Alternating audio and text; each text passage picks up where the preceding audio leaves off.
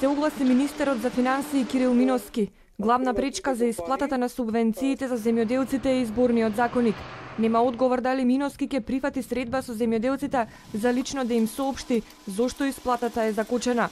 Инаку според членот од законот не смее да се врши исплата на субвенции до формирање на нова влада која се уште не е формирана. Главна пречка за исплата на субвенциите се одредбите од изборниот законник. На земјоделците од 2006 до 2016 година им се исплатени 1,55 милиони евра субвенции. Пред тоа тие воопшто не добиваа субвенции. Секогаш кога има можност, Министерството за финансии им излегува пресрет на земјоделците. Денеска и министерот за земјоделство Михаил Цветков призна дека исплатата се проблематизира поради изборниот законник, но уверува дека решение ќе се најде. Отфрли да лицитира со прецизни рокови кога ќе легнат парите на сметките на земјоделците, но тврди пари има, а проблемот е во спротивставеноста на законот за земјоделство со изборниот законник. Цветков најави дека ќе побара средба со министерот Миноски.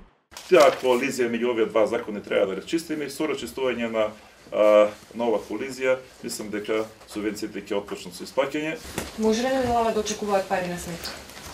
Тоа не можам да ја кажам, бидејќи доколку зависи од Министерството за земјоделие, можам да ја кажам, али не можам да кажам за друго министерство. Тоа ќе морате да го прашате министерот за финансии. И додека топката се префрла од едно во друго министерство, земјоделците утре излегуваат на протести со блокади на неколку патни правци во земјава и пред Министерството за земјоделство во Скопје.